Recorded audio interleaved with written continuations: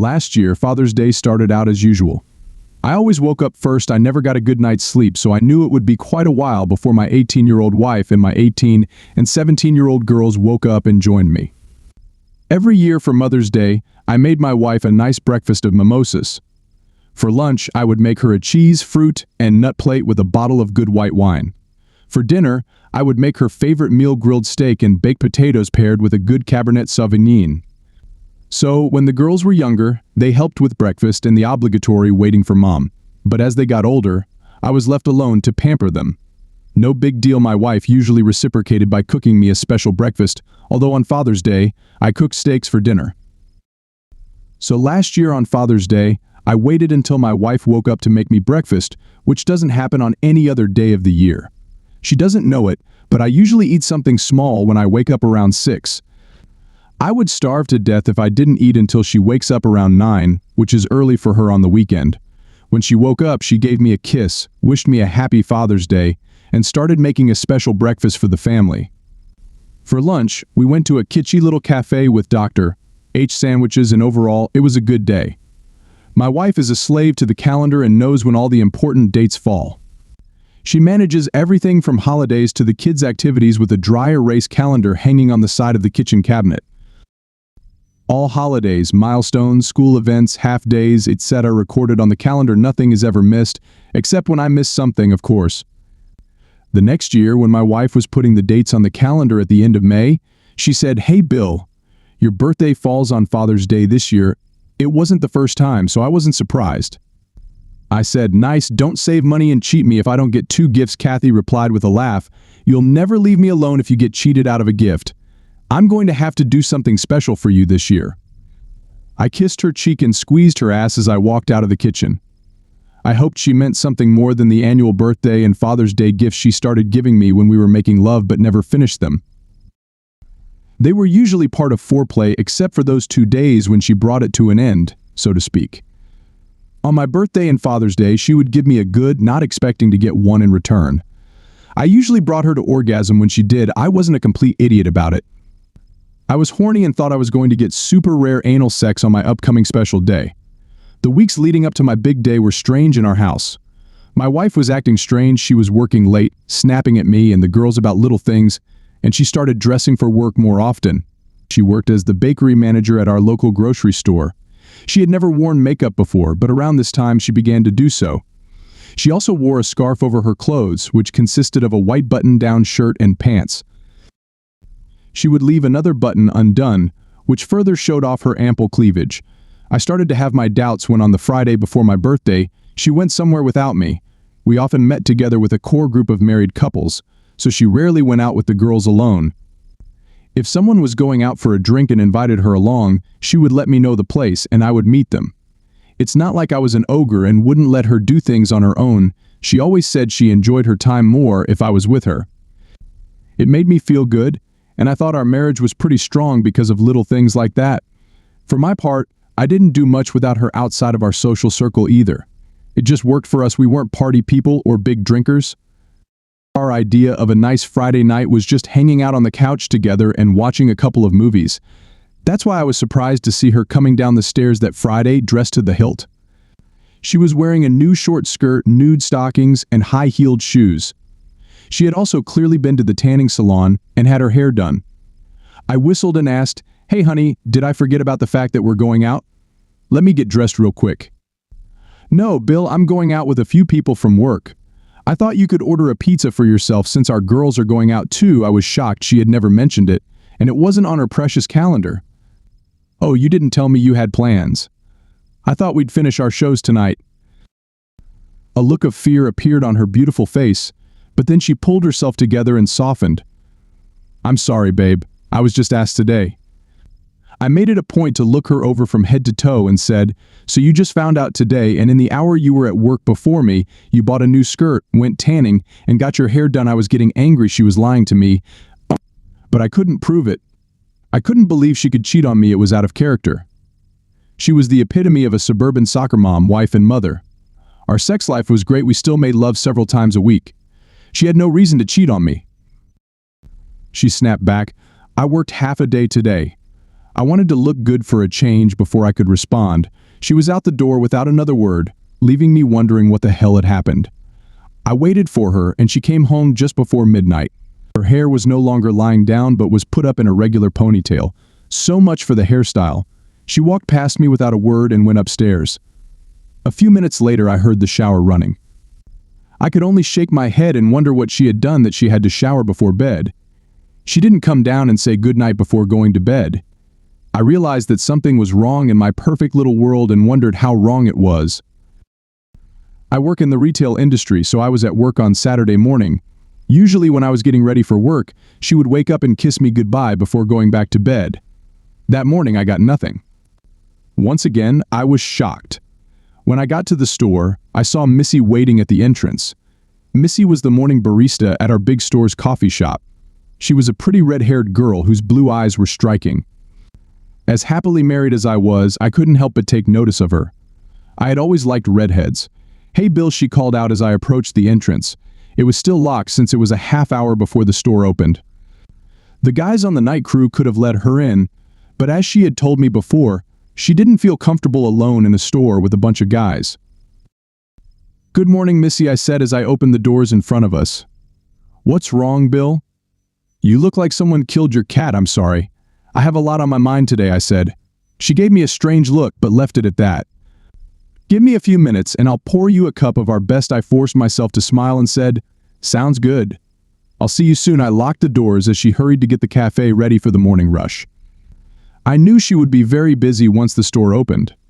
Our little cafe was always crowded in the mornings. As I walked the floor, I would check on the crews who were preparing their departments. I always went around the departments in the morning. This was not necessary as I had a very good team of department managers, but it gave me a chance to say hello and make small talk. I felt it was important to maintain a good relationship with my team members, and I think they appreciated my efforts. The last stop on my walk was the coffee shop, where Missy had my large black coffee waiting for me. "Here you go, boss. 1 cup of Mega Mart's best brew," she said. "Thanks, Missy," I replied, putting $2 on the counter. "No, Bill, it's on the house today," she said. "No way, Missy. I pay for everything here. The last thing I need is someone getting mad at me and calling corporate to denounce me," I said. She gasped, "Bill, I didn't mean you, Missy. I can't take any chances, even for a $2 coffee. You'd be surprised at the things I have to put up with if I deny someone a day off or cut overtime." "It's just unreasonable," I said. "All right, boss, fair enough," she said. I waved goodbye and sipped from my mug. I'm sure some of the employees got free coffee from time to time. There's no way to track it. And who needs to?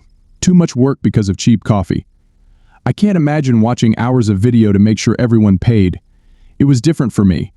Being in charge of a company was a risk. Employees lost their temper over the dumbest things. I had HR called on me because I was enforcing parking regulations. Seriously, calling HR because you have to park in your backyard? That's ridiculous. The day ended and went pretty quietly. The thing that excited me the most was the old lady who stole the cat food and bird food. It was exactly the kind of day I needed. I was busy enough not to ruminate on my new problems with my wife, but not so busy that I couldn't get everything done on time. When I walked through the door of the house, my wife and daughters were on their way out. I was surprised for a moment, but I looked at the calendar. "Bye, Daddy," my daughter said, kissing me on the cheek. "Goodbye, my loving wife," I said. She said nothing. They were going to a concert with other moms and daughters. It had been planned a long time ago and was on the calendar, but as usual, I forgot. I was hoping that I would have a chance to talk to Katie and figure out what was going on. I hated not knowing what she had done the night before. After not thinking about it all day, there was nothing left for me to do but ruminate about it tonight. I took this opportunity to do a bit of fooling around. I checked her email but figured it wouldn't work, and it did. No one else was sending emails. She had a cell phone, so I couldn't check her messages or call log. I went over to the hamper to check her clothes from the evening, but since it was Saturday, she had already done her laundry. I accomplished nothing, and after watching the movie, I went to bed feeling no better than before. I woke up on my birthday and Father's Day and started my day as usual. I ate a couple of slices of toast, drank some coffee, and sat on the terrace to enjoy the morning. It was a gorgeous day. I enjoyed the birds chirping and wondered what this special day had in store for me. Around 9, I went into the house to refill my coffee and was surprised to see that my wife and daughters were already up and packing lunch. "What's going on?" I asked, wondering why they didn't make me get ready to go somewhere. My daughter Jill said, "We're going to the beach." "Oh," I said, and went upstairs to get dressed for the lake. As I was putting on my shirt, I heard my daughter Jenny yell out, "Bye, Daddy. See you later." The door slammed shut, and I looked out the window to see my wife and daughters leaving. I couldn't believe it. I didn't expect the girls to remember my birthday. I had to remind them of their mother's birthday and Mother's Day, but I couldn't understand Katie not remembering. I walked down the stairs and heard my cell phone ring. I rushed over there, hoping they understood and were going to tell me they were coming back for me, but no, it was my mom. "Hey Billy, happy birthday and Father's Day." "Thank you, Mom. Kathy has big plans for you guys today." "No, she took the girls to the beach a few minutes ago." "Really? That's not like her. I bet she'd make you a delicious breakfast and make this day special for you." "Yeah, I honestly don't know what's going on right now. She's been acting weird for weeks now." "Well, don't make a fuss. She probably has something special planned for later. I've got to get to church. Love you, Billy." "Love you, Mom." You had to love my mom. She was an eternal optimist, and she loved Kathy as if she were her own flesh and blood. She and Kathy had visited each other regularly since my dad had died a few years before. Kathy wanted to make sure that Mom wasn't too lonely. I was standing there, wondering what the hell was going on with my marriage when the phone rang again. It was my assistant, Anne. "Bill, we had an incident at the coffee shop this morning. What's wrong?" "Missy was on the stairs. When she was pushed by a customer, she lost her balance and fell." "Oh my God, is she okay?" "They took her to St. Alex's hospital to get x-rays. She might have a broken arm or something." "Damn, poor girl." "Do you have a shift?" "Yeah, it's all set. I just didn't want you to catch me off guard tomorrow. I'm sorry I bothered you on Father's Day." "Don't worry about it, Anne. Thanks for calling. I was hoping Missy would be okay." I fiddled around the house for a while, and figuring they weren't coming back, headed to IHOP for breakfast. It turned out to be a mistake for my state of mind. The wait was long, and everywhere I looked, there were happy families celebrating fathers and grandfathers. I left before I started crying. I made my way through McDonald's and got a big breakfast of coffee and orange juice. The pancakes were surprisingly tasty. As I sat in the park and ate with a plastic fork and knife, I looked out at the small lake. I used to take my girls boating on it when they were little. They loved the water, whether it was swimming, boating, or even fishing. They loved being on the lake. As they got older and almost went to college, they lost interest in fishing, and looking back, I think they lost interest in spending time with me at all. In those days, all their outings were with their mother. Probably the right thing to do. Shopping for clothes with my father, I'm sure, would have been burdensome for a young girl. At 1, there was no word from my wife. I could only assume that there would be no dinner together. I stopped by the Doctor Who cafe and ordered a Reuben. Of course, the name was related to the show, like the Dalek Reuben Revolution or something equally silly. Being a 40-year-old man who has no idea what's cool and what's not, I took a picture and registered on Facebook. I got the usual likes and Happy Father's Day greetings from my friends and acquaintances. Oddly, my mother-in-law commented that she thought I was at the beach with my wife and girls. Apparently, my wife had been posting beach pictures on her Facebook page. I finished my sandwich and headed to a sports bar near my house. I hadn't watched a ball game in a while, so I decided to drown my sorrows in Miller Lite. The bar was crowded, and I wasn't in the mood for it, so I went to the cigar lounge next door and treated myself to a $60 Opus X. Happy birthday to me. I sat down at a table, turned on the Sox game, and a couple of guys playing cards invited me to join them. "I'm Bill," I said, introducing myself to the older gentleman. "I'm Lance, and this is my brother Jerry. It's nice to meet you both." They finished their hand and dealt me in. "Help yourself," Bill, Lance said, setting the cooler on the floor. I thanked him and pulled out a Miller Lite.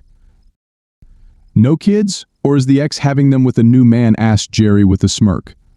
I frowned and said, "My wife and the girls are at the beach. They don't seem to know what day it is." "Sucks," Lance added. "I don't see my boys much." "Both are serving." Jerry nodded and said, "My daughter lives in California. My grandson Charlie just turned 2 years old. I'm going there next week." "That's great," I said. When my girls turned 17 and 18, I was starting to miss the little ones running around. They both nodded understandingly. After some time of small talk, we somehow got back to the subject of my wife. "Do you think she really forgot, or is she avoiding you on purpose?" asked Jerry. It was a great question that I've been pondering as well. I told them about the last few weeks up until Friday's problems, and they shook their heads. "She's cheating on you," Lance said. Jerry nodded in agreement. "I can't believe it," I said, but as soon as he said it, I realized it was the only explanation that made sense, and I tried to believe it wasn't true. "Look," Bill, Lance said, "I've been through this before, the changes in behavior, the sudden nights out and clothes, the disrespect. I've been through it, buddy. My wife, a coworker, a couple of times, and when I found out about it, I divorced her. Biggest mistake of my life." "What snapped back at me? She cheated on you. How is divorcing her a mistake?" "In my opinion, there were no excuses. Treason is the end of a marriage. Plain and simple, period, end of story, Bill. I was broke for 5 years, paying her child support and alimony. I missed her every damn day, loving her across town in my lonely apartment while she was alone in my house. She may have cheated on me, but at that moment I was too arrogant to forgive her. It's been 7 years, but we got back together after I pulled my head out of my ass. We're happy now, Jesus," I said. "Giving her body to another man is the biggest insult and disrespect my wife is capable of. If what you say is true and she's having an affair, then she's either so involved with her lover that she's forgotten my birthday, or she's purposely blowing me off. Either of those options is unacceptable." Lance shook his head. "Bill, trust me, if you love her, find a way to forgive her. You'll be better off in the long run. 40-year-old guys don't get second chances at love, thank you. Lance, you've given me a lot of food for thought," I said. I may have said that, but what I was really thinking was that he was crazy. There was no way I could forgive her for cheating on me, and no way I could stay married to her. I shook both men's hands, wished them well, and left. As I sat on the couch browsing Facebook, it was almost dinner time. I saw my daughter's and wife's posts with pictures of their happy day and was saddened even more. Screw it, I thought. I needed to man up and stop acting like a lost child. My wife forgot my birthday, it happens. She forgot Father's Day, what's the difference? What mattered was that I was sure she had cheated on me on Friday night and probably many times in the previous weeks. She had acted strangely. Having her rub it in my face was supposed to be her ultimate goal. Well, she finished it well. It was time to get ready for the rest of my life. I decided to go out to dinner at my favorite restaurant. I knew it would be a long wait, and that was okay. I didn't have anything to do, so I took a shower, put on my sport coat and slacks, and went to get a steak. I was sitting at the bar of a steakhouse, waiting for a table, when an older man sat down in the empty seat next to me. He saw my bottle of champagne with one glass and frowned. Fortunately, he didn't say anything, he just ordered a martini. As the bartender was filling my glass, the man, apparently unable to resist asking, said, "Are you celebrating alone, or am I taking someone else's place?" "No," I said. "It's okay, I'm alone here." He nodded and took a sip. He must have been in sales because he couldn't sit still. He said, "Yes, I'm waiting for my 3 generations of red rage. My wife is helping my daughter who broke her arm today. I guess she doesn't take well to having to do everything with her left hand."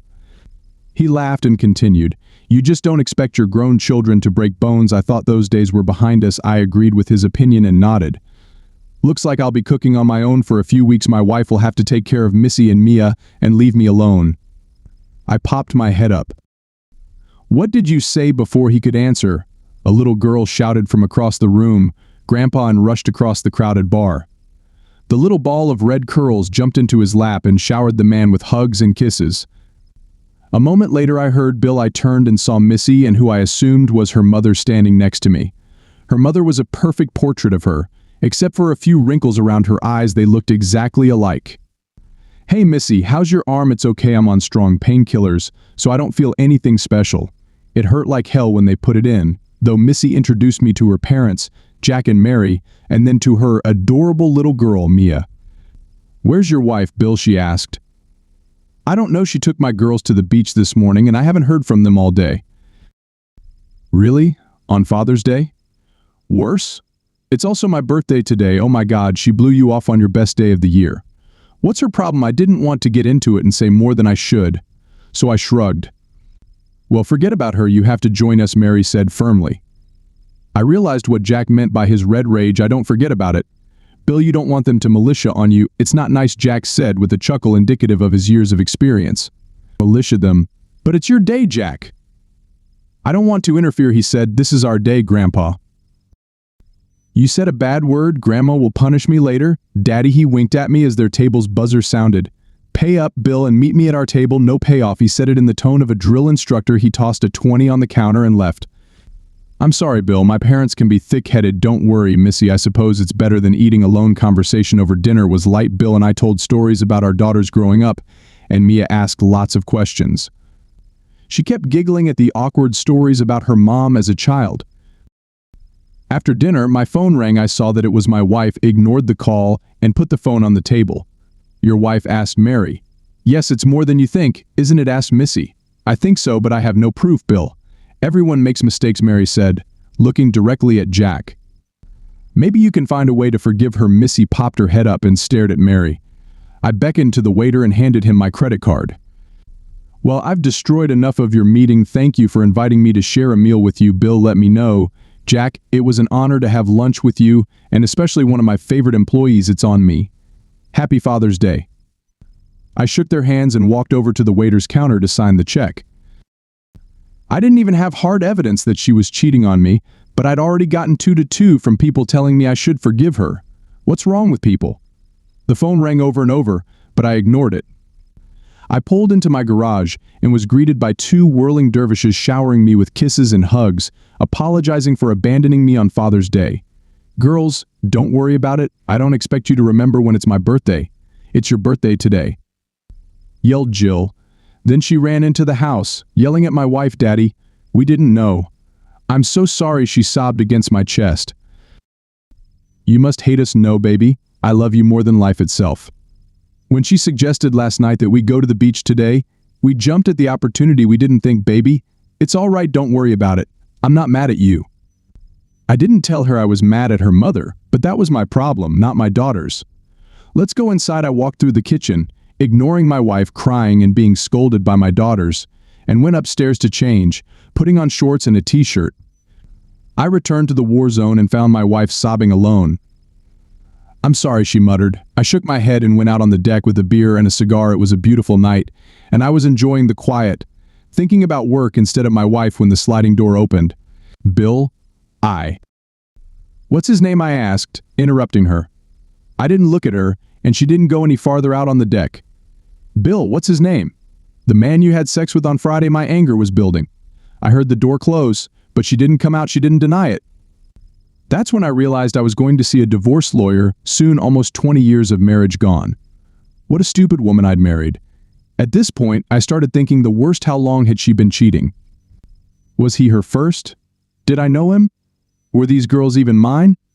It's amazing what negative thoughts come into your head when you're treated so badly.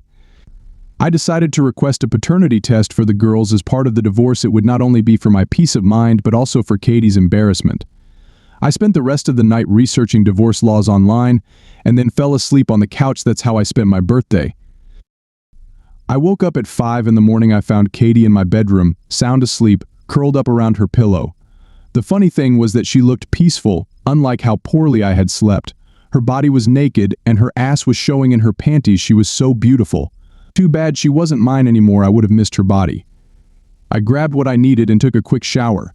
I managed to escape without waking her, but Jill was waiting for me in the hallway. How bad is it, Dad? I sighed. This is as bad as it can get. Can you forgive her? I mean, it's just one day's oblivion, honey. She didn't just forget my birthday or Father's Day. She cheated on me, she sighed. No, Daddy, she wouldn't. She had to do it, but I won't accept it. Think about it. The last few weeks she's been acting strange. Friday night, after getting a tan and getting her hair done, she went out dressed like a ... That was definitely not for me.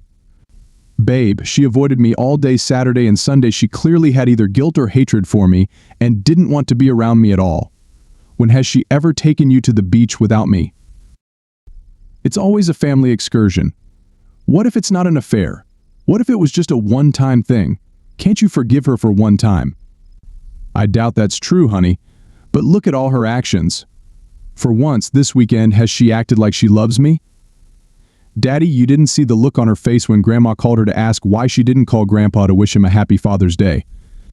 She dropped the phone and yelled no so loud we thought Grandpa was having a heart attack or something. "He's okay." Mom sobbed on her knees until we lifted her up and sat her on the couch. She kept saying over and over that she loved you. Honestly, Jenny wanted to call an ambulance for her. She thought she was going to have a breakdown. We calmed her down and managed to get her to call you. "Jill, I don't know what you want me to say. She doesn't love me." "You can't cheat on your spouse and love your spouse. That's not an act of love, that's selfishness. Love must be selfless." When she became intimate with another man, she discarded me. She hugged me and cried. I'm going to assume it wasn't some random guy she picked up at a bar. She must have flirted or accepted his flirting with her. There must have been intimate touching, perhaps kissing and caressing, all of which preceded her first sex with him. All of these actions leading up to sex are a betrayal to your spouse. You can't be in love with someone and show someone else intimate affection. "Please don't divorce her. I have to go to work. I'll talk to you later." She walked into Jenny's room. I'll be sure to tell her about what we talked about. There would be no more secrets in our family. I wondered how much longer we would be a family. I knew Kathy would be too busy at work to try to call or text me, so I was calm most of the day. The only thing that made the day not quite normal was filling out the corporate forms related to Missy's accident. She would be compensated for her vacation, and I hoped she wouldn't be too worried. I didn't know anything about her personal life, except that she wasn't married. She came in to sign the forms and fill out the accident report. I wrote it for her, as she is not good with her left hand, and she signed it. "How are things at home?" she asked. Not really. She didn't deny it when I told her about her affair. "Bill, I'm sorry. I'm sure you don't want to know my life story, but I understand how you feel. My ex-husband cheated on me while I was pregnant. I kicked him out before my daughter was born. My mom was furious. She basically called me a throwaway. Jesus, I thought it was weird when your mom mentioned last night that she forgave my wife. She was looking right at your father when she said that. Yeah, I noticed that too. I'm not sure who exactly, but it makes me think one of them was cheating. I'm sorry, you shouldn't. They seem happy, so they're free to live as they please. I prefer never to trust a liar. Me too," I said firmly. Kathy wasn't home when I got home from work. She was probably having sex with her stud, and I was pissed. I got back in the car and drove the 2 miles to her grocery store. I saw her car in the parking lot, and to my surprise, I saw her sitting in it with a young man. When I stopped in front of her car, she noticed me, and I saw her yell. No, she opened the door, but I had time to leave. If she was going to cheat on me, he could have taken her. I'm done. I drove home and ran upstairs to pack. I planned to stay in a hotel until I found an apartment. Before I knew it, Jenny and Jill were crying and begging me to stay. "Sorry, girls, but your mom was just about to cheat on me. When I caught her, she was in the car with some guy when I pulled up beside her." "Dad, this has to be a mistake." "Girls, I know what I saw. She had a man in her car." "Why would she stay after work and have a man in her car if she wasn't going to take him somewhere?" "She can't say they were just having lunch. There is no innocent explanation for her sitting in the back parking lot after work with a man in her car." "Daddy, please don't break up our family," Jenny sobbed. "Honey, your mother ruined our family. It's not my fault." I hugged them and kissed their cheeks. "I love you, girls. I'll be in touch every day." I left them crying in the bedroom and went to the garage. As I drove out of the garage, I was almost hit by Katie speeding away. I shook my head and drove on. The next week was nothing short of pure hell. I refused to take my wife's calls, and for the first 3 days, she called me every hour on the hour. She must have taken a week's vacation because she couldn't call from the shop floor and had to be on the job site all day. She left countless messages begging me to call her. I deleted every one of them. After those 3 days, my mother-in-law, both daughters, and Kathy's sister begged me to talk to her. They all said it wasn't as bad as I thought. But every time I asked them if she had cheated on me, they wouldn't answer. They all knew she had, they just wouldn't admit it. I stopped taking everyone's calls. I told my daughters I would talk to them, but their mother was not to be mentioned. I had to hang up twice before they believed I was serious. At the end of the week, I met with a lawyer. I wanted to just split the house in half. She could own the house until the girls moved out, then we would sell it. The lawyer said I could get more than half of the proceeds for the house since my contribution to the down payment and monthly payment is more than Kathy's, but I told him to just split everything equally. I thought alimony or maintenance was a done deal, but it turns out that since my wife makes enough money to support herself on her own, I don't have to pay her anything.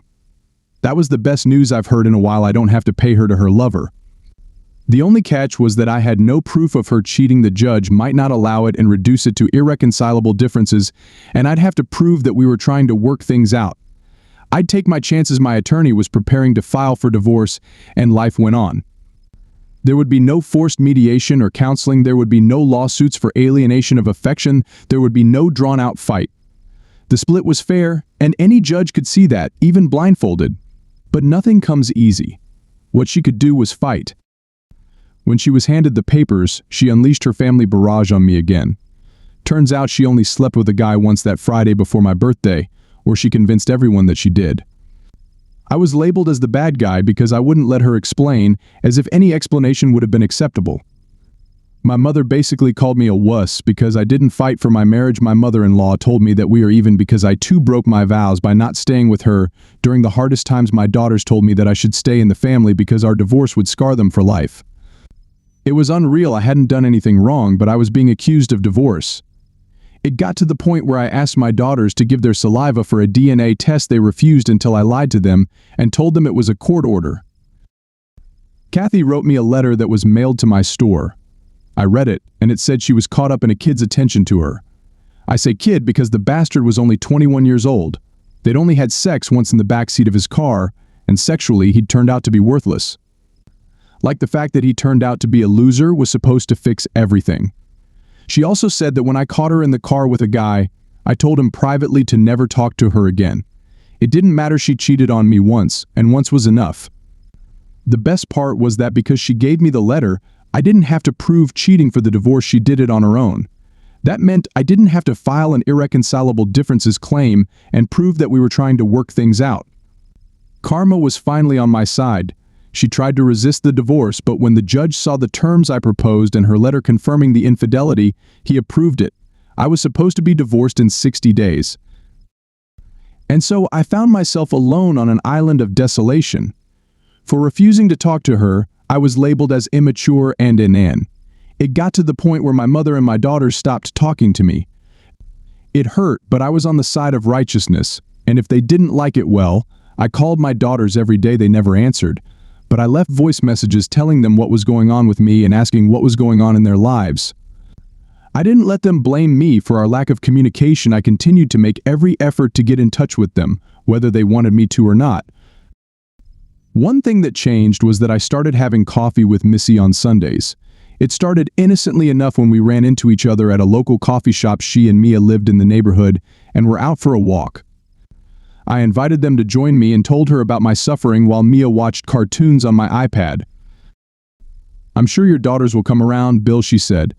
"They're young, impressionable, and living with your wife, there's no telling what nonsense she's put in their heads." I hope you're right. I just hope they're not too far gone. I miss them like hell. The next week, I walked into the same store at the same time and was reading when I heard, "Hey, stranger." I smiled and invited them to join me again. "Is this normal for you, or are you stalking me?" she asked with a smile. "No, I live nearby, and I like to have a cup of coffee and read on Sunday mornings. It's kind of lonely at home, so I come here." She sipped from her cup, and we chatted about the neighborhood until we parted ways. It wasn't a conscious decision to meet every Sunday, but we did. I enjoyed her company, and little Mia was a delight. The day the divorce became final, I knocked on the front door of my old house. My wife answered, and it was obvious she was crying. She didn't say a word, just invited me in. "Are the girls home?" I asked. "They're watching the musical at school." "I know why you're here," I said. "I expected you to come tonight." "Really?" she asked with a smirk. "You waited until it was too late to stop it, didn't you?" "Yes," I said. "I knew you would beg and plead and tug at my heart, trying to make up, and I couldn't let that happen. You broke my heart, and there's no way I'm forgiving you." "Damn it, Bill. It was one time, one bad mistake. Why couldn't you forgive me? Why couldn't you find a way to stay with me? Didn't you love me as much as I loved you all those years ago?" I laughed. "Did you love me when you flirted with your douche? Did you love me when you avoided me all weekend and left me alone on my birthday? If that's your idea of love, you're beyond help. I never wanted this to happen," she sobbed. "I never wanted a cheating as a wife either, but here we are," I said. She gasped and started to speak before I interrupted her. Katie, not only did you break my heart, but you turned my mother and my daughters against me. I will never forgive you for that either. It's your fault for acting irrationally, I said, getting angry. If you don't make my mother and my daughters apologize to me and make things right, I will tell every man you date that you are cheating. I will try to ruin every relationship you have in the future because you ruined mine. I don't need anyone else's wrong answer. I guess I'll have to find other ways to hurt you and embarrass you, I said, getting up to leave. She grabbed my arm. It's not my fault. You can't blame me. Oh no, did I cheat on you? I don't think so. You know what's really disgusting? You allow your daughters to grow up believing that cheating on their husbands is acceptable because of your behavior. They'll go into adulthood assuming you're a saint and I'm a sinner, and it's okay because it was a one-time thing. Well, I'm not going to go down because some made you feel sexy, I said, pulling her hand away from mine. Rotten hell for leaving our marriage just for having sex with you. I left her crying and wasn't upset about it. A few weeks later, Missy knocked on my office door. Got a second? Bill, sure, come on in, I frowned as she closed the door, expecting something bad to happen. Now, Bill, does the company have a rule against dating other employees? I hated it when she asked me that. I was hoping I'd be able to ask her out. Looks like I was too late. No. We have a strict sexual harassment policy. This policy protects just about anything that can be damaged by a failed relationship between co-workers. And if two people can't work together after a breakup, it's their fault, not the company's good. That's exactly what I was hoping for, she said, placing a folded piece of paper on my desk. What's that? I asked. My address and phone number. I look forward to seeing you tomorrow night for dinner. Mia will be joining us, she said. I smiled and agreed. Good. You're a good man, Bill. You deserve to be happy, and I want to give you a second chance at happiness, she said, popping out of my office with a cute spring in her step. I looked forward to our dinner. Hey, it's Dad. I hope you and your sister are doing well. Business as usual in my world, except a woman at work asked me out to dinner. Well, anyway, I love you and miss you. Please call me soon. Bye. I knew this message would cause some problems, but I didn't care. I needed to move on, and I was glad to see that Missy had as she had before. Missy was a beautiful woman with an even more beautiful character. Her daughter was very well developed and adorable, and I had already met her parents. I felt like I was finally ahead of the curve. Only 15 minutes had passed when Katie texted me. I can't believe you're already dating. You're a real bastard, she wrote. I laughed when I read this. I never realized how delusional she was to think that I would sit there and worry about her. It was insane. Maybe some guys would mourn the loss of their marriage at the hands of a cheating wife, but that wasn't me. At 41, I was young enough to find love again. Hell, I was young enough to have more kids if I wanted to. That was worth thinking about. Missy was in her early 30s. She might want to have more kids. I knew it was too early for such thoughts, but as a single mom, these things were probably high on Missy's list of potential suitors. I'm sure she was looking for a husband, not a toy, though I certainly didn't mind being her toy. I hadn't gotten laid in months. The next evening, I showered and shaved after work and dressed casually. Looking in the mirror, I didn't mind what I saw. I was in good shape with no extra wheels or love handles. I had a full head of brown hair that had yet to show gray. I had a great job that paid well and had money in the bank. I considered myself a pretty good catch for any woman, let alone a young one like Missy. That's when I realized I had no idea how to date someone. When you are married, you are always together and know everything about each other. There was no problem holding hands or kissing. When you came home after a night out, you knew sex was just around the corner. The status quo was comfortable. Oh my God, I had to relearn how to have sex. I knew every point on my ex-wife's body that gave her pleasure. I just had to hope that the next woman I had sex with liked the same thing, or at least had a good relationship with her. I was afraid I wasn't ready to date, and regretted getting into the dating scene so quickly. I knocked on the door of her house with a bottle of wine, flowers, and a stuffed animal. I decided it wouldn't hurt to gain Mia's favor. When she opened the door, I was shocked by what I saw. Her curly red hair was loose around her shoulders, and she was wearing the perfect amount of makeup. She was wearing a roomy sundress that came down about 4 inches above her knees, showing off her beautiful legs. She was barefoot, and her toes were painted a hot pink color to match her fingernails. She laughed and asked, "Do I pass the test?" God, yes, I said before I could take back my words. She laughed even harder and took the flowers and wine from me. Mia is watching TV. Go tell her hello. She left for the kitchen, and I knelt down next to Mia. Hi, sweetie. I brought you a bear cub. She looked at me apprehensively and then lit up the room with her smile. She held out her hands for the bear and ran to show it to Missy. As soon as she picked it up, it brought back fond memories of Jenny and Jill at the same age. I realized how long it had been since we had talked to them, and I missed them even more. What's wrong? Asked Missy, breaking me from my thoughts. I smiled forcibly and replied, nothing. I was just thinking about my daughters when they were Mia's age. Is it really that bad? She asked. They still won't talk to me. Kathy has turned them against me, and I can't change their minds. But I'm still trying. I leave them messages every day, and I'm not going to stop. I'm so sorry, Bill. I know this is terrible for you every day, but I know they listen to my messages. I told them about our date tonight, and Katie texted me to tell me I was in for getting to the point so quickly. Sorry, that's not too fast. Is it? She bit her lip and looked pretty damn cute while doing it. Maybe I answered honestly, but I'd be happy to find out with you. She smiled and took my hand. Dinner is ready. I hope you like pasta with meat sauce. Sounds great. Oh, I have garlic bread too, so you should be ready for us to make out on the couch later. Mia giggled, and I stood there shocked that Missy had gotten so candid. She saw my awkwardness and said, Bill, we're both adults, and I've known you for 3 years. I know what kind of man you are, and it doesn't take much to realize that I really like you. You're going to be a hot commodity soon, and I want to stake my claim early. Hot stuff? I asked. Yep, you have no idea how much buzz the news of your divorce has caused at the store, honey. Your appearing on the market, so to speak, has caught the attention of many unmarried ladies. You're a handsome man in good shape. You're smart, stable, and we all know how you feel about fidelity. When I sat down at her table, I felt quite good. So I'm getting in line early. She finished. I took her hand and squeezed it. I like you too, Mia, not wanting to be left out. Mia said, Skeety is my favorite. I like Skeety too, the fattier the better. I said, seeing a jar of Parmesan cheese on the table. I added, and you must have really stinky cheese. She giggled and replied, it's not stinky cheese, it's parm stinky cheese, I said, bringing the jar up to my nose and imagining it was the worst smell ever.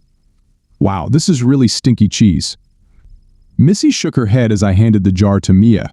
She sniffed it, shrugged, and poured a generous portion over the spaghetti. Over dinner, we kept up a light conversation. I asked about Mia's preschool class and her friends. She easily told me all the details she could remember. I enjoyed the conversation immensely. After a while, I realized that Missy wasn't talking. She was smiling broadly and just watching her daughter and I exchange a few phrases.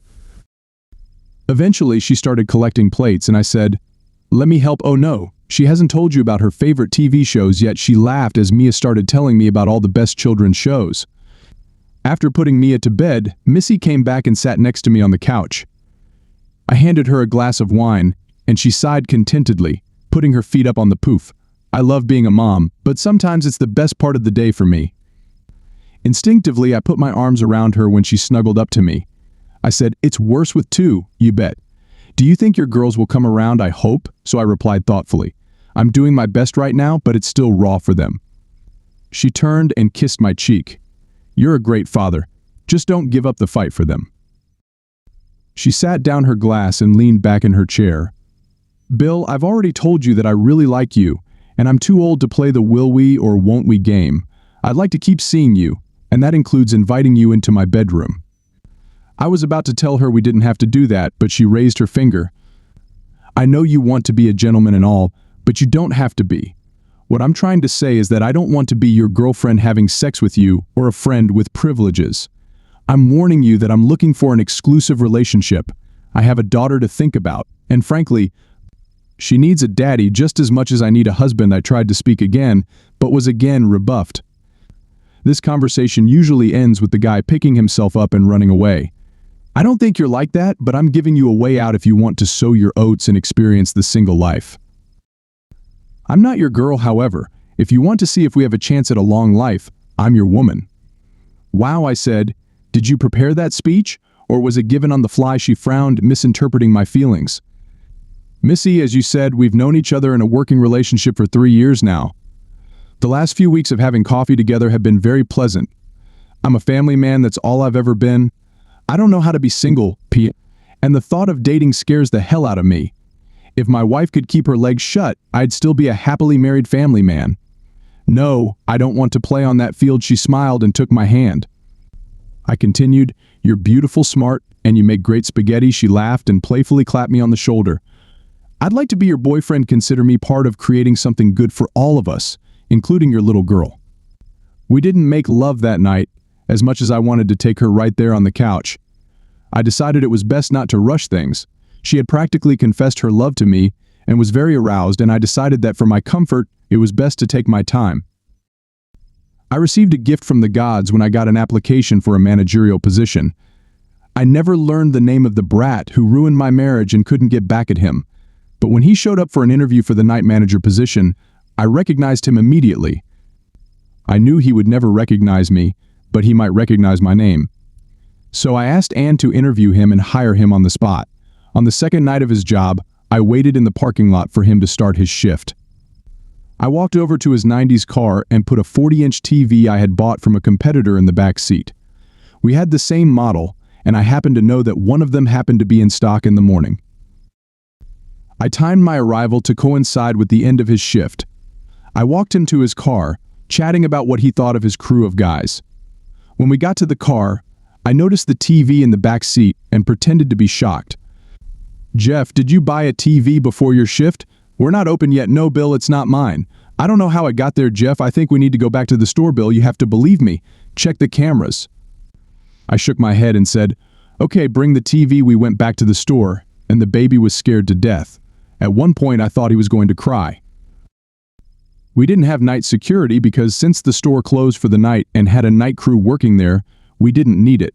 We had cameras everywhere, and only one place the cameras could be turned off. Only the managers had the key to that room.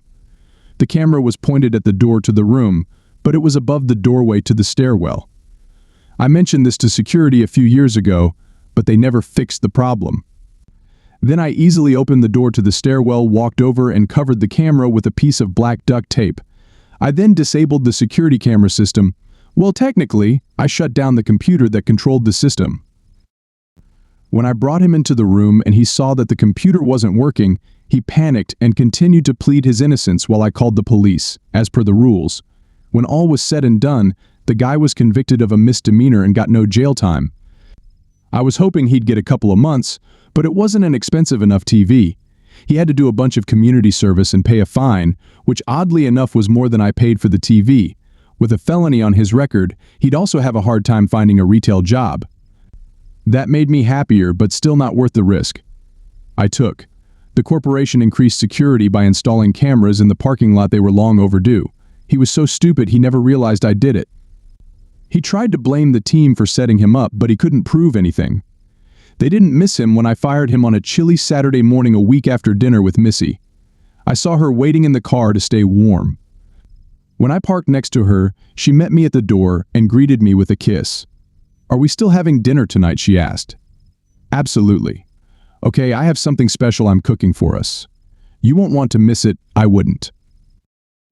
Is that the asked Katie from behind me, interrupting me. Excuse me, shouted Missy, unclenching her claws completely. Katie, what do you want? I asked, getting annoyed. I've been trying to call you. Did you block my number? Yeah, after your 30 messages about how I'm in for continuing to live, I'm done. What do you want? I want to talk about the girls. We need to deal with college. They can go wherever they want. I took care of the money for them. I'd like to be a part of it, but since you poisoned them against me, they won't talk to me. They're afraid you won't pay their tuition. Of course, I'll pay for it. I still love them even though, because you can't keep your legs closed, I lost them in the divorce. Missy laughed. Katie glared at her and said, it's not my fault you couldn't forgive me for one slip up. Oh, one slip up. It was only once because you weren't tactful. I dealt with you right away. It doesn't matter, you should still be my husband. We should still be a family. You're delusional. You cost me my marriage, my family, my daughters, and my mother. I swear you better never date a man. If I find out about this, you'll never see a second date. No one wants to date a cheating, unless they know about your reputation and are looking for easy sex. I turned and walked toward the store. I heard yelling behind me, and when I turned around, I saw that Missy had Katie pinned against the car, jabbing her finger in her face. "Stay away from my man. You threw him away, and I picked him up." I ran up and pulled her away. "Stop it, Missy. She's not worth this kind of trouble, you heard me," shouted Katie, and turned and walked toward the store. "Please go away, Katie. It's over between us, and it's your fault. Yours and yours alone." I left her sobbing by the car. I caught up with my panting Missy and took her hand. She looked up and smiled at me, slowing down. "I'm sorry, Bill. I guess I was being too territorial." "Oh no, I like it when women fight over me in the parking lot. It's great for my ego." We laughed and went inside to get some work done. Later that morning, my mom called me. When I answered, she mumbled, "Billy, I." She didn't finish, and I heard a knock, but the call didn't end. I hung up and called back, but there was no answer. I called 911 to have them send an ambulance to her, but was told the call had already come from her house. I feared the worst and asked Anne to cover for me since I had to go. She understood, and as I ran through the store, I ran past Missy, who yelled after me. I ignored her and ran straight to my car. When I got to my mom's house, the ambulance was already pulling away, and I followed it. When I got to the back doors, I found that she was gone before the ambulance arrived at the hospital. She must have passed out while we were on the phone. I cried sitting in the lobby of the emergency room. I sat there alone and thought about the last word my mom had said to me. What was she going to say? Maybe it was, "Am I in trouble? Am I having a heart attack? I'm sorry." The phone rang, and it was Missy. "Hey, my mom just died." "Oh, Bill, I'm so sorry." "Yes, thank you. I'm afraid I won't be good company tonight." "No, I'll be with you. You need me. Please let me come." "Okay, yes," I said. I didn't want to be alone, and I was glad she'd agreed to be with me. "I'm on my way home. I'll meet you there after you get out, okay? I'll see you soon." I finished talking and went to my car. Instead of driving home, I drove to my old house. I needed to tell my girls whether they wanted to see me or not. As I pulled up to the house, I saw both girls' cars in the driveway. Inside, I had never imagined that the first words we would say to each other would be such news. I didn't care that I didn't live there anymore. I entered the code into the garage door opener and stepped inside. Kathy's car wasn't there, and I was glad for that. I don't think I was in the right state of mind to see her. The living room and kitchen were empty, so I went upstairs to the bedrooms. Daddy yelled Jill as I walked into her room. "What do you want?" shouted Jenny, coming in after me. "Did you come to beg?" "Well, you can go to Grandma had a heart attack and died this morning," I said, interrupting her. They both gasped. "I just thought I should tell you this in person. Now I'm going to hell." I walked out and closed the door behind me. I heard Jenny yell for me to wait, but I ran to my car and drove away. I went to the little lake where I spent so much happy time with the girls. It was too cold for boats, but the water was starting to thaw and was very calm. I sat down on the picnic bench and cried again.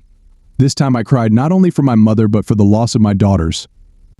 The fury in Jenny's voice told me that I wasn't needed in her life. She didn't need to tell me to go to hell. Her tone said it all for her. I wondered if I'd made a mistake along the way, not with Katie, but with the girls. What had I done so wrong that made them hate me so much? Katie was the one who ruined our marriage. Why can't my daughters understand that? I don't know how long I sat there, but I heard someone approach. I turned around, and it was Katie and the girls. "How did you find me here?" I asked, turning around to look at the lake again. "You didn't turn off the synchronization of our Find My Phone app," Kathy said. "Bill, I'm sorry about your mom," Jenny added.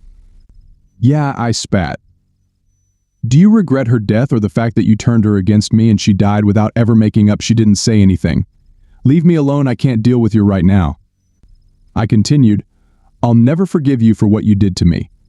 The last time we talked, she told me she wouldn't talk to me again until I came to my senses and backed out of the divorce.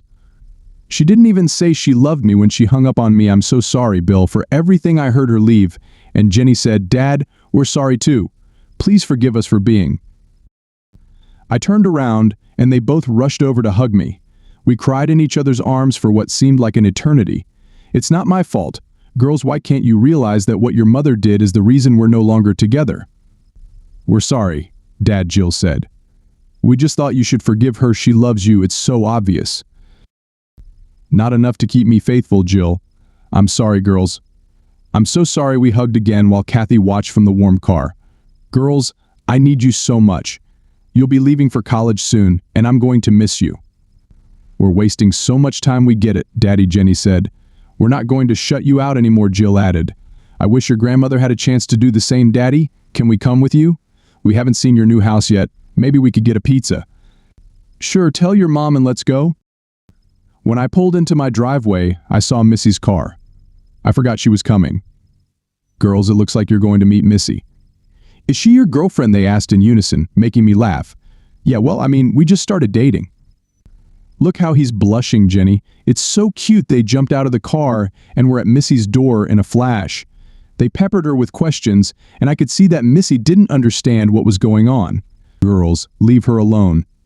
Carry her into the house, and I'll introduce you all." They kissed me on the cheek and scurried off to my garage, and I walked over to a shocked Missy.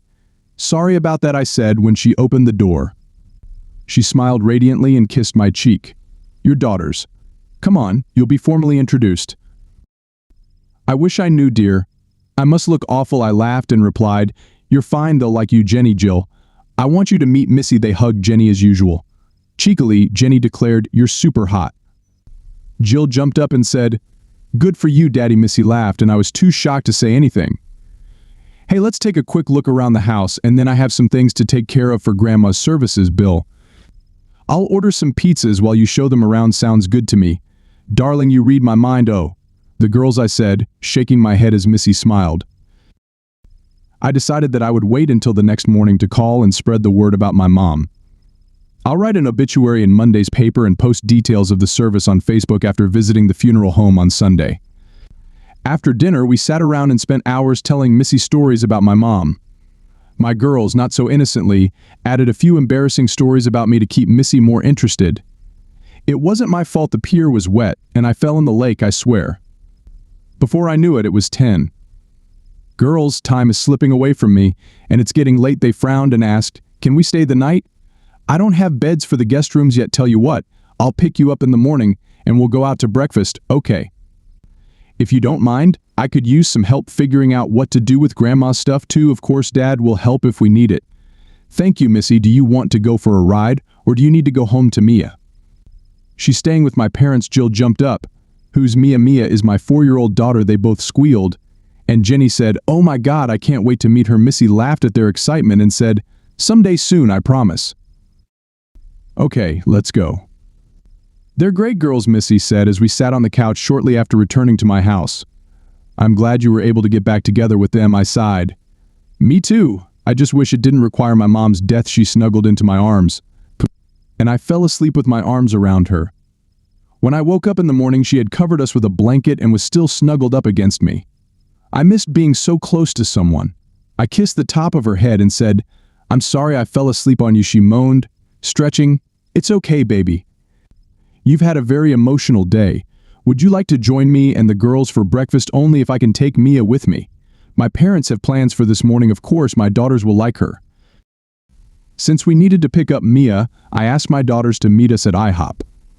When I walked in holding Mia's hand, my girls rushed to her. Within seconds, Mia was in their arms, twirled in the air, and then they tickled her and covered her with kisses. She squealed and giggled the whole time with a huge smile. "I have to go to the bathroom," the girls said in unison. "We'll take her," and scurried off to the bathroom. "I don't know, Missy. Do you think they'll get along?" I asked with a smirk. She playfully clapped me on the shoulder and kissed my cheek. "I hope it stays that way for years to come," she said. She was set for the long term, and technically we only had one date. It was a little unnerving, but I was confident I could handle the feeling. As we ate, Mia and my daughters talked non-stop about everything. I could see in my eyes that Mia loved to talk and not just about herself. She asked so many questions about my daughters' lives that I think even my girls were surprised. My daughters were neighborhood babysitters, so interacting with young children was their forte. They knew all the hot kids shows and movies, and Mia ate them out of the palm of her hand. They also got along well with Missy. There was no hostility or display of anger when I dated her, which shocked me. They refused to talk to me for months after the divorce, but as soon as they met my new girlfriend, they immediately became best friends. After making dozens of phone calls, starting the long process of cleaning my mom's house, and visiting the funeral home, I was finally able to sit down and relax. The girls got back to my house for dinner, and Missy and Mia split off in different directions. After breakfast, Missy decided it would be too emotional for us and wanted to avoid the discomfort of Mia asking questions about everything while we sorted things out at my mom's house. "Daddy, are you in love with Missy?" asked Jenny suddenly. "We've only seen each other a couple of times outside of work. It's a little early to call it love." "Okay, Dad," Jill said like I was an idiot. "Have you seen those good old cartoons where the girls' eyes flutter open and they fold their palms against their cheeks as they look at their prince?" I nodded, taking a bite of a slice of pizza. "Well, she practically has hearts floating around in her head when she looks at you and flaps her eyes," Jill said before I could deny that she liked me. They looked at each other, turned to me, and said, "We like her." I went from excited to see my daughters to angry. I threw my piece on my plate, wiped my hands, and went to the sink, leaning on the counter facing them. I tried to calm down. "Daddy," asked Jenny, "girls, how can you break my heart all this time and now sit there and tell me you like my girlfriend? What have I done to you to make you think it's okay to shut me out, ignore me? Tell me to go to hell when I see you for the first time in my life. What did I do? Do you know how many times I cried after leaving you a message Mom made us?" Jill shouted. "It all started when my mom told us, if you think you're losing us, come back to her, and we'll be a family again. We are so sorry." I turned around, and Jenny, seeing a tear on my cheek, rushed to hug me. "Dad, we're sorry." After each of them confessed their love to me, I said, "It's time to bring you home. You have school tomorrow. Don't forget to have your mom tell them about the wake and funeral. You're going to need some free time this week." We hugged one more time, and I watched with warmth in my heart as they drove away. I looked up at the sky and said, "You didn't have to bring the girls back to me, Mom, but thank you. I'll miss you." Wakes are hard for me because I always felt uncomfortable sitting in a room with a dead body. My mom's wake was especially hard. Throughout the day, I walked over to the casket several times and looked at her. She looked peaceful. I was glad that she would see my father again. A few years before, he had died of cancer. He wanted a different kind of funeral without a wake. He, like me, thought it was strange for people to interact with a corpse. Mom had it all planned out. I guess you get older when you think about things like that. She'd even picked out the casket. All I had to do was set a time and day and take care of the small details of setting up the room and the service. I was glad she had done that. I was standing at the front of the room, talking to one of her friends, when Katie and my girls walked in.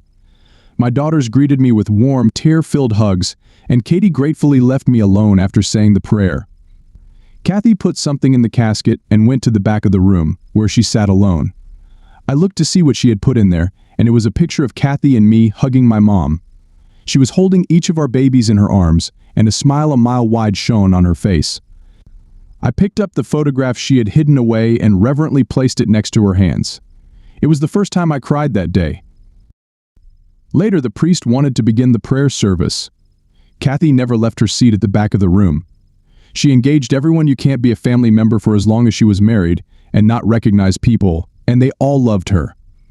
The protocol was for the immediate family to sit in the front row of chairs. My girls sat on my right and Missy on my left, but that felt wrong. I stood up and turned around. I saw Katie, who was still standing in the back of the room, wiping tears from her eyes.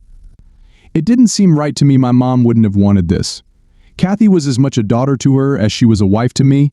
I walked to the back of the hall. When everyone was sitting and waiting for the service to begin, they noticed me and started following me. I held out my hand to Katie. "Come here to me, you don't need to hide here." She started sobbing and hugged me.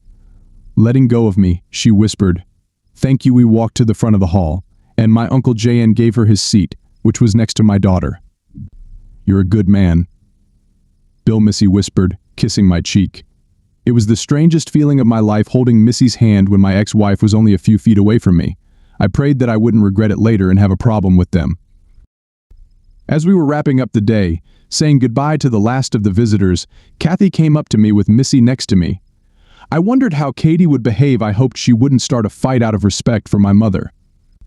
"Bill, thank you for inviting me into the family today. It means more than you can imagine. She loved you like a daughter. It was the right thing to do. Oh, that reminds me, if you want, you can ride in the limo with us and the girls tomorrow." She hugged me and cried. I felt Missy's hand on my waist, and I was afraid a fight was coming. "Well," Katie said, breaking the embrace, "if you don't want anything from me, I'll go home." I shook my head negatively, and she smiled briefly at Missy. I'm glad you're here for him. You may not know it, but he was a mama's boy. It's going to be really hard on him now that she's gone." With those words, she turned and left the room. Missy hugged me from all sides and said, "Let's get you home." I threw my keys in my locker and made my way to the kitchen, glad the day was over. Missy was sitting at the table, accepting a cold beer from me. "I think things with Kathy went better than you expected. You handled it well," she said as I enjoyed my cold Sam Adams. "Yeah, I'm glad. I was really expecting her to start something with you. Well, I'm sure the girls helped with that. We just need to get through tomorrow and we'll be fine." I hoped she was right. I don't know why I got the uneasy feeling that Katie wouldn't be able to handle dealing with Missy. "I guess I'm just paranoid. Will you stay the night with me?" I asked. She smiled and took my hand. "You couldn't kick me out even if you tried." We didn't make love, but she was spooning with me, and it was the best sleep I'd had since the divorce. "You're watching me like a hawk. I'm not going to abuse your gift by getting into an argument," Kathy said as we waited for prayer to begin. "I know that I lied. I'm just uncomfortable with it," she snorted and asked, "How do you think I feel? I'm an outcast here, eh?" I frowned.